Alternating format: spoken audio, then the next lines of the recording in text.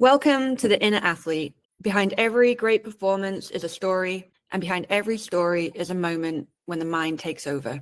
The Inner Athlete uncovers these moments, exploring the breakthroughs, mindset tools, and personal journeys that shape not just how we perform, but who we become. My guest today is Rose Caiazzo. Rose spent 16 years as a mountain bike guide before transitioning to guiding people through the mountains on foot, and is here to share her journey, insights, and unique perspective on how mindset has shaped not only her guiding career, but her lifestyle, and continues to influence how she helps other entrepreneurs achieve their goals. Hi, Rose. How are you doing today? Fabulous. How are you? Thanks for having me on. I am great.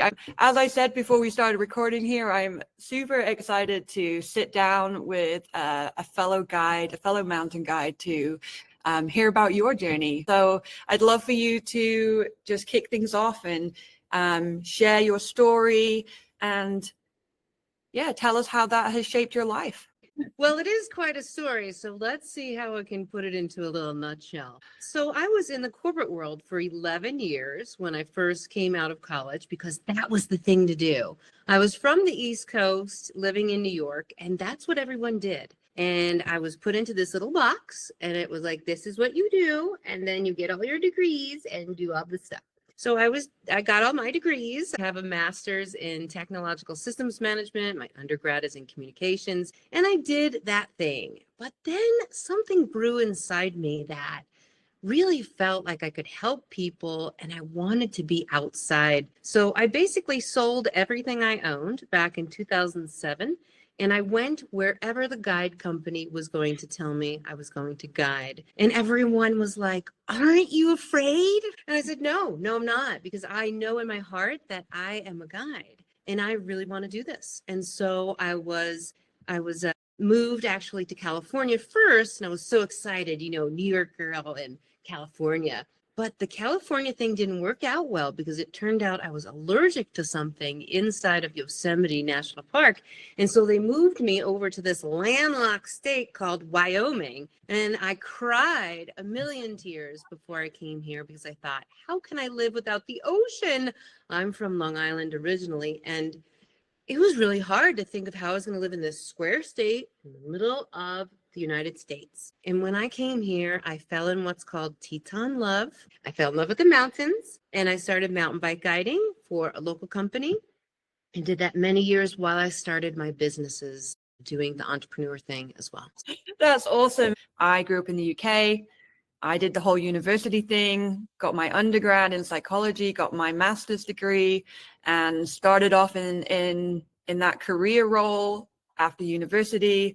And then in my mid-20s, I was like, this isn't working. And so I came out to Canada, became a raft guide myself in the mountains, and just like you, fell in love with the mountains, and I never left. And I think you're completely right in that I had people asking me what the hell I was doing, a good job, leaving a pension, leaving all these things that they thought were the best things that you could ever wish for. And why would I want to leave those behind? But it was not fulfilling for me. What's your perspective on that? Yes. I mean, I was receiving the pushback by way of their eyeballs, right? Like they go real wide when I tell them, I had to tell my mother a year in advance to get her used to the idea. Because when I mentioned it to her, she kind of went off, the handle there, like, what do you mean? So after a year, she was kind of accustomed to, yes, this is what I'm doing. But I think dealing with it in the sense that I would almost challenge them and say, do you think that I belong here? And they'd be like, no, actually, I don't. And I think you can do this. So I got a lot of support by way of just who I am and how I am. Like, here is how a typical day at the office went, right? When I was in the corporate world, people would say, Rose, we saw you on the road today. And I'd say, yeah. You were running. Yeah. You were wearing shorts and it was snowing. Like, what are you doing? I was just a very different gal. Like, I rode my bike to work. You rode your bike to work, all the way to work? Yeah, it's only like 11 miles. 11 miles! You're going to ride home too? Like, it was just I was this oddity, but also like inclusive, right? Like I had a great time in the corporate world doing what I did because I was managing others. But, the others were so afraid of doing things They'd be like, oh, no, we can't step out of the office. I was like, well, I'll go get the Starbucks and I'll take the order from you. And they were all like, you're going to get Starbucks for us? And I was like, yes, I am. And so I was that type of person, like being at the mid-manager level and having others and understanding like you just need to go for it. Right. And then when I left and sold everything I owned, they were just like, yes, go. Like everyone was rooting for me. So even still to this day, like I said, I have this one person, he calls me his hero because I left the rat race. I just decided those things like a pension or, these big monies. I just was not happy, and so I wanted to do my own thing. Yeah. And I think just, stepping out of that box that maybe was assumed that you would stay in after school, after college, and that maybe sometimes you can dip your toe out of the box, but no one really steps fully out of that box. To then, get the admiration from friends and the support, it then shows you that you are, making the right choice for you. And at what point did you kind of start to realize that I actually want to move into guiding? Because it sounds like you were connected to that before you left. Well, yes, I had quite an experience. I used to be a wilderness camper as a kid. I'd go away for entire summers away from my parents to go, hang out in the wilderness, which was also a strange thing for a small child to do, but I loved it. And she said to me, she said, Rose, I just read this thing with Outward Bound that they're going to take people up a mountain and they'll go rafting like we used to as kids. You can rock climb and do all these new things. And they kind of say, look at your life. And I was like, huh, really? Okay. So one look at that material, I was like, I'm in. And not only was I in, like you had to be 30 years old to be in it. And I was 31. So I was like, I can be in this. I was so excited, right? And it was more of a reflective type of, yes, we're going to climb mountains. Yes, we're going to do this. And I had never climbed a mountain before. And actually the woman who was my guide, who I'm still friends with today on Facebook and have seen her in person, thank goodness, over the last 18 years, she took me on a trip and I was just blown away. And I remember it was the second to last day of our trip. And I said to her, I want to do what you do, with like a big smile, And how do you think this woman reacted? It wasn't very nice, to be honest, right? At me. Well, imagine, here I am in New York, who laughed in my face. But the click had already happened for me. So I was not deterred at all. She laughed because here I am, this New York girl that just paid however much money to go on this trip to look at your life and this and that. I'm saying I want to do what you do. So she might have thought it was a joke. She might have thought, oh my gosh, okay, like you're the dear girl who wants to go, and be a guide. Okay. So I looked at her and I said, no, I'm serious. Tell me, I want to do what you do. Like, what do I need to know? And she took aback, like, oh, she goes, well, you only really have to do one thing. I said, tell me, what is it? I must know. Like, tell me. And she said, okay. She said, well, you just got to let go of money. And I said, oh, okay. I can do that because I can do anything. And I went home and I planned my next year and how I was going to basically release from all of my worldly things, because I would sit in my living room and I would say, I got some nice stuff in here. And I would stop myself and say, Rose, do you want to sit in your beautiful house until you're 80 and say, look at all my beautiful things? And it was immediate within my heart and within my system that would say, no, I don't want that. I like nice things, but I don't want that to be my whole life. But the funniest part about my guiding career and how it started was that it didn't work out with the company that hired me. I worked for one of the biggest companies in the world called Backroads. And although it was great that I was hired by them, because consider my age at the time, I was 33. Everyone else was 23. So I was old in the guide world, right? But when they sent me to Jackson Hole, I was guiding with the local mountain bike company and everyone was older. And I really liked these people. I loved working with them, right? So that's how I was able to make the transition with regards to that. But it really was, I climbed a mountain, fell in love with, I guess, just that missing that outdoor piece for myself and being in the wild. And I just thought, you know what? There's got to be more to life than going to work, going to the gym, and going to happy hour and hiking on the weekends and then repeating it all.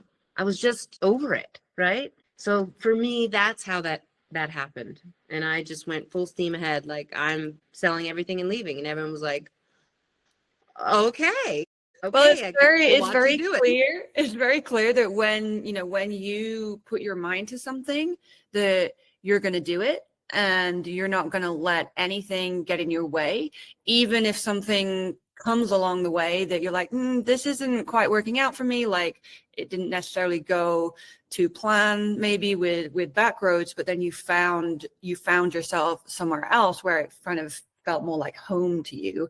And I want to know kind of, how is that mindset that you have, that you approach life with, and clearly have always approached life with, like you said, even as a kid, you were happy to go off on your own and explore the wilderness and just be doing what you love to do. And how has that helped you in your guiding career?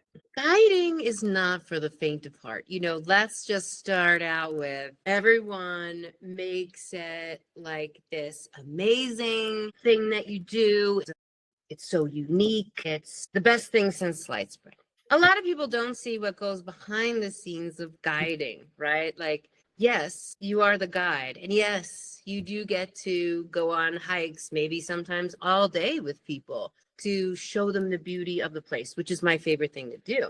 But then there's also gassing the vehicles. Or when I was first guiding, it was you have to load all the bikes on top of the van. And as a woman, not a very tall woman, I would say, I was about 5'5", just regular height. I had to lift these bikes over my head, and the strenuous work that comes with guiding, I think a lot of people forget about, and they just romanticize the whole thing. There's certain things that influenced me as a kid and the freedom that my parents gave me. But my parents were very independent people, and they met each other later in life. And when they had me, they would drill into me like, okay, you have to handle this. Like, there's no one here that's going to take care of you. You have to, and it was like, okay, I can do this. It was never a question. It was more like, can you please stop telling me what to do? Because I'm going to go do what I want now, right? Like at a very young age. So you asked how it affects the guiding. In the guiding sense of the word, yes, you have a boss. Yes, you get trips from your boss that puts them together and everything. But really, the entrepreneurial spirit is there because your boss texts you, emails you, or calls you and says, hey, I'm giving you a trip. You know what to do, right? Yep. Okay, I'll write down the bike sizes for you, and then you're good to go. Bye-bye, right? And maybe it's not a phone call. Maybe it's an email like, hey, you're on tomorrow. Here's what's, you picking them up here. This is the family names. Go, right? So you have to know. You have to be organized. You have to know the skill set of what you need to teach these people, right? So it's not just like, all right, everybody get on your bikes. It's like, okay, everybody, let's fit for a helmet. You got to make sure the helmet fits your head first. Then you get on the bike, and then I teach you how to ride it, how to switch gears and stuff, because a lot of people never want to say, like, I don't know how to do that, because they don't want to seem silly, right? And so you have to walk through and go, I know you may know some of these things, but, like if you approach it in the way of a guide, which is fun, people are excited to go on this trip.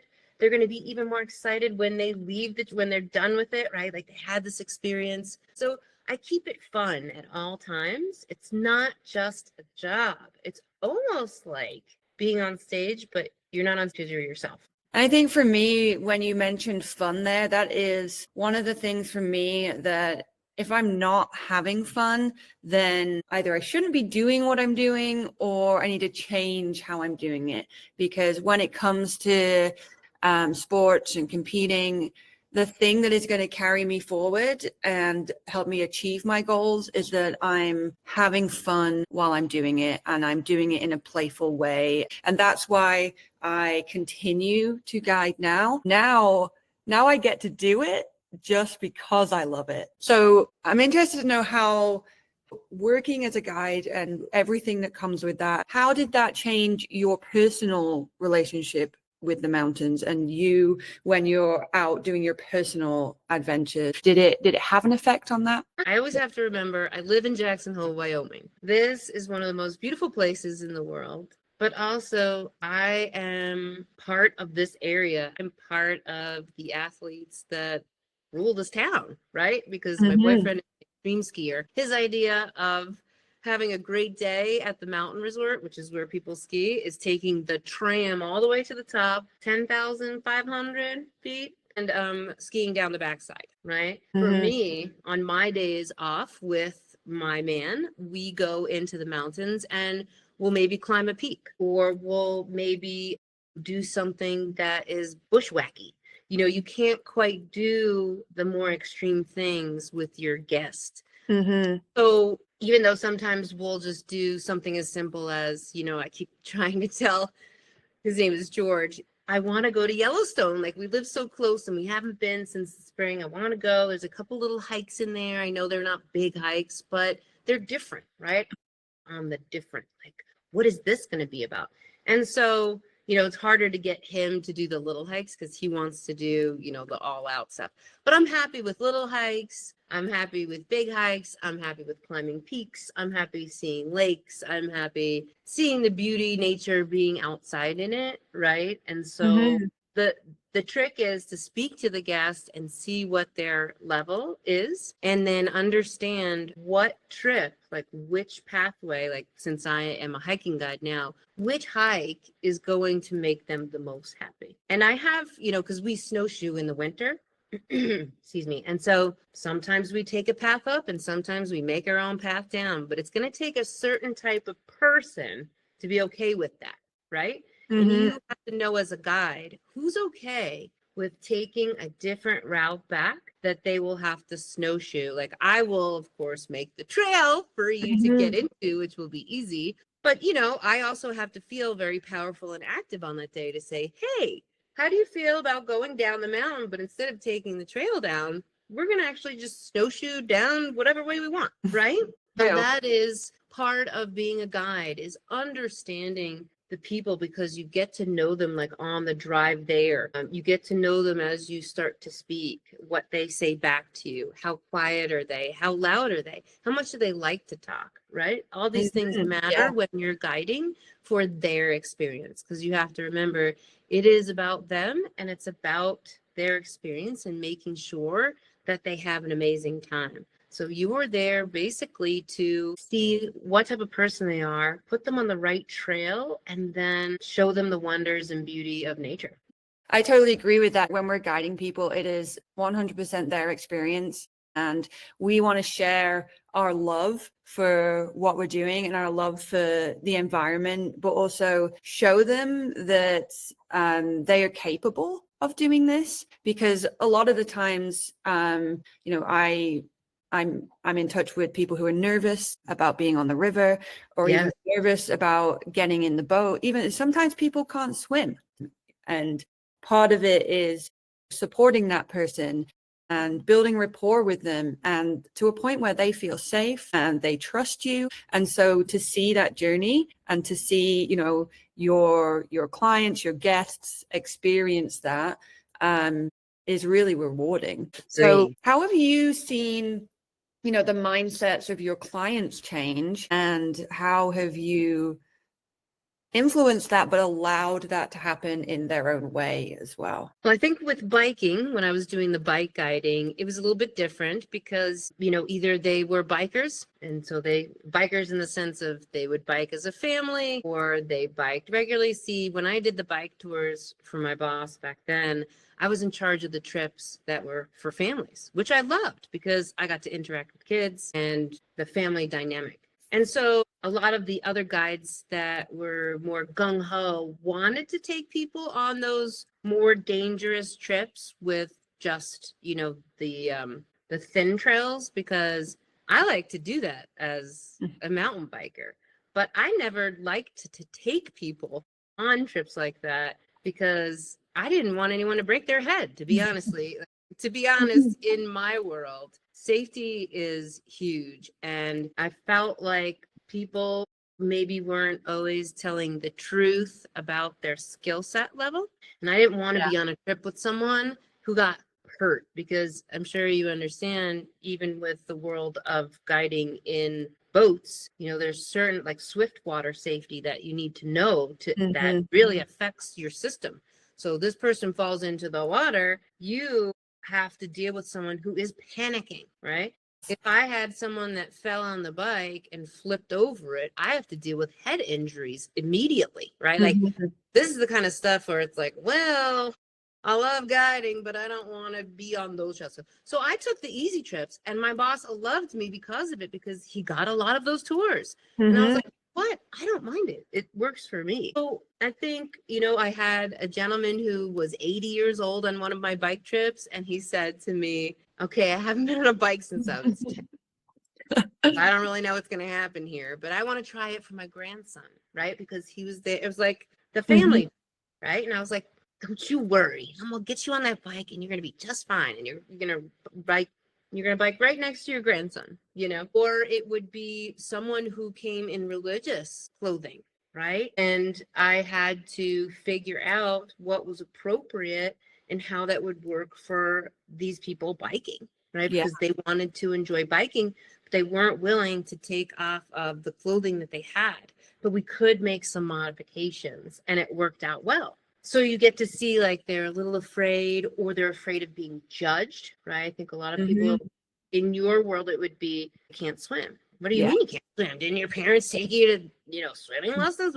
This kind of thing, because I'm sure that they've gotten that before from people. Like, what do you mean? And it can be very cruel. In the sense of guiding hiking, it's a little easier because we all walk regularly. I mean, if we are walkers, right? Like, not everyone can. So in that way, I'll have older people that are like, my knees, they're so bad, like, I'm really slow going down. So that helps me know, like, how far can I take them? And when we go down, how slow it will be, right?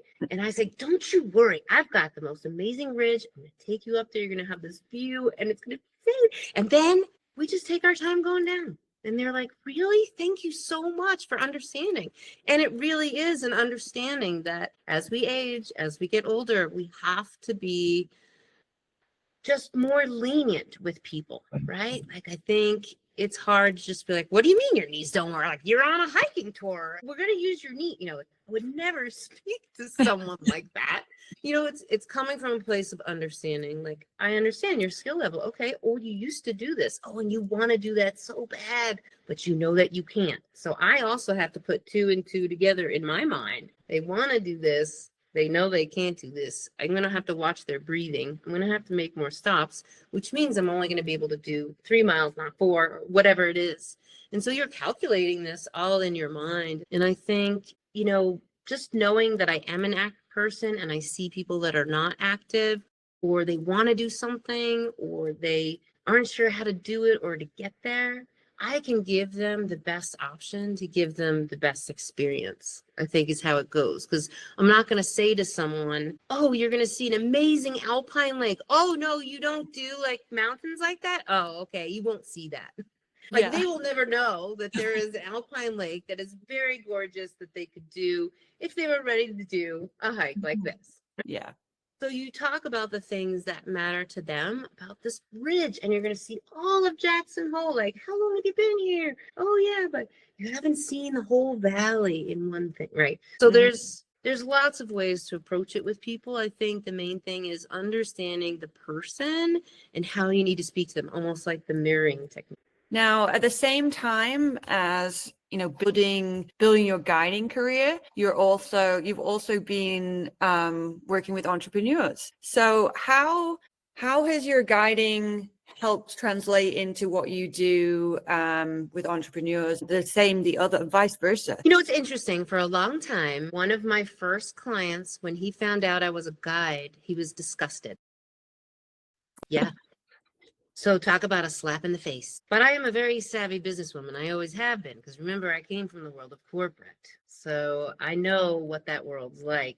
And even though he wasn't corporate, he was an older gentleman that had started a business many years ago and was successful. And he had Because when I first started in town here, I saw the rise of social media coming. I mean, I had a master's degree in technological systems management and an undergrad in communications. And for years, I thought they were completely like, what did I do? I got 2 disparaging degrees and I'm a failure, is really what I thought, until the rise of social media was coming.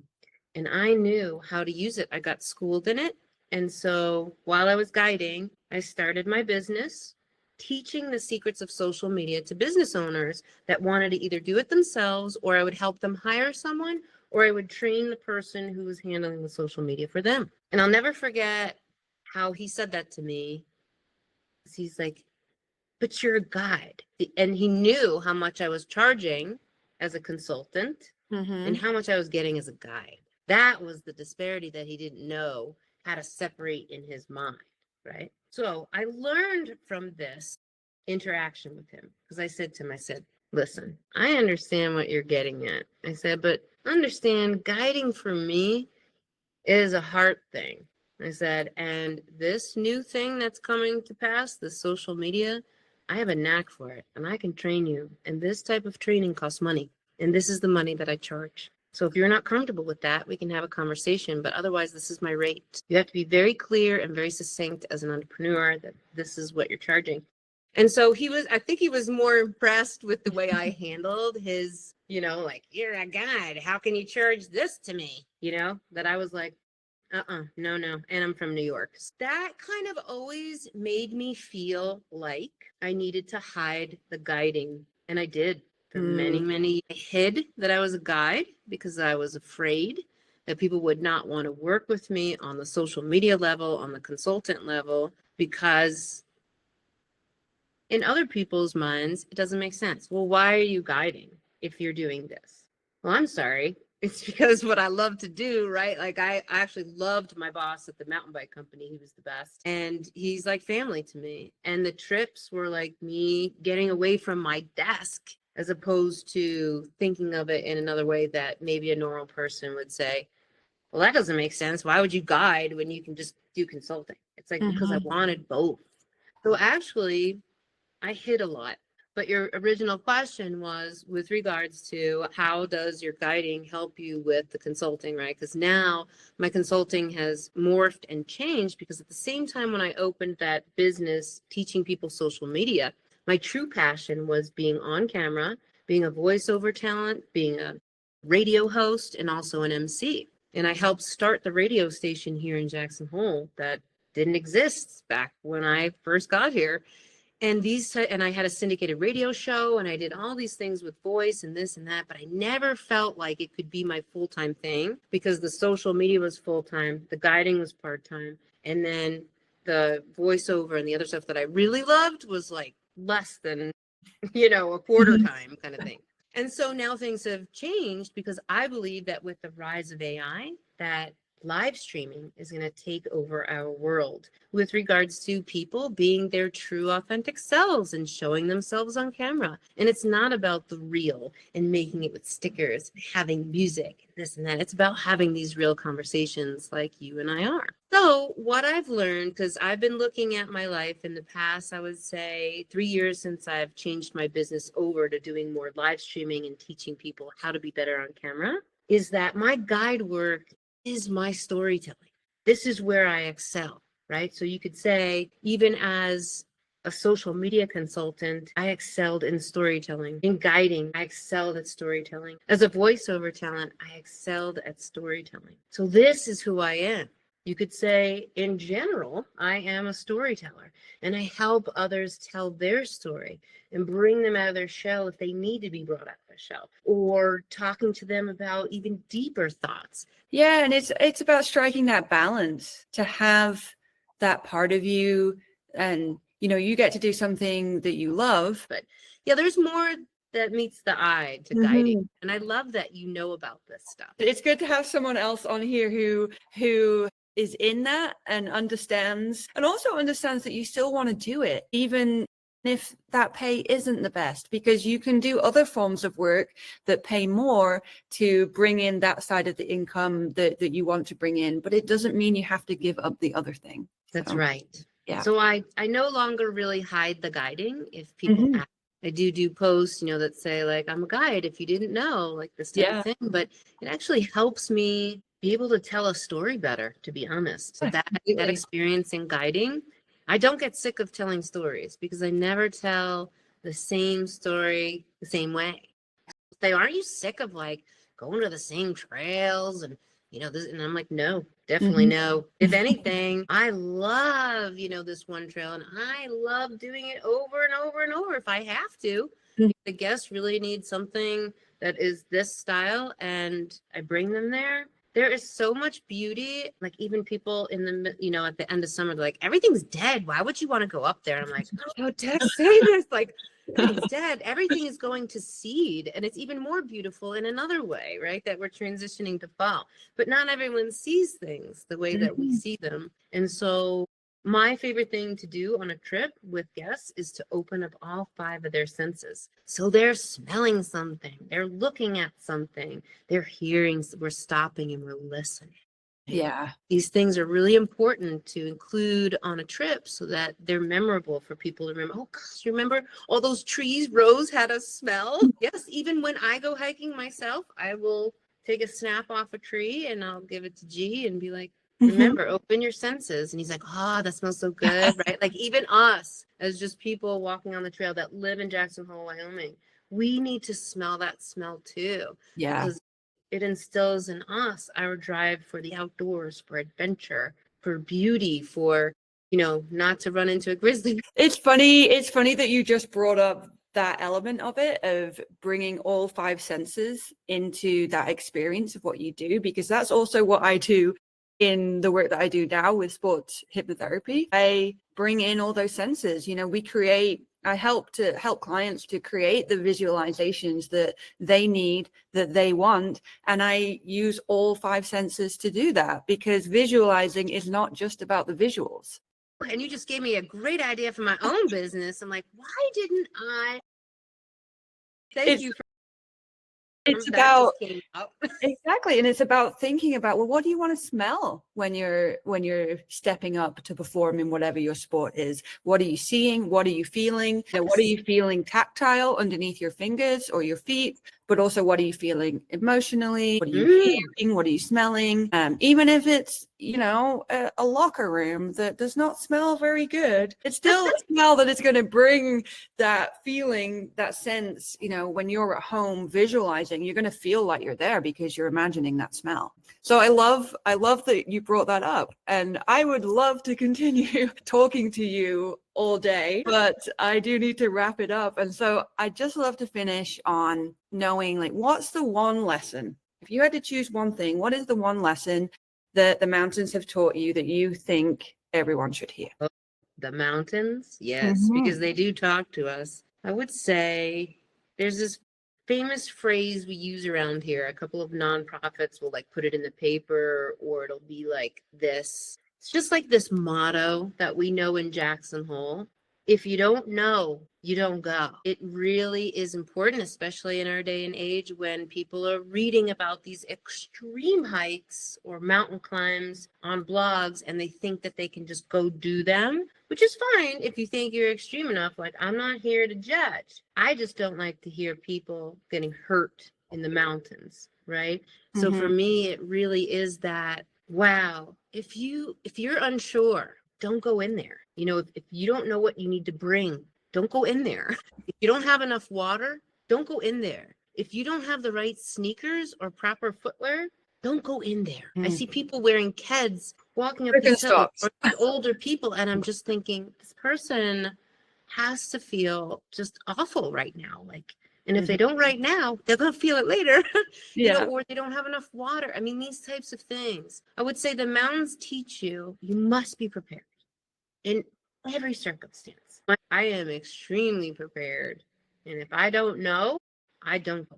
Thank you so much for joining me today. I have thoroughly enjoyed our conversation, and I'll be putting all your links in the comments of this recording, of the podcast, so that people can reach out to you.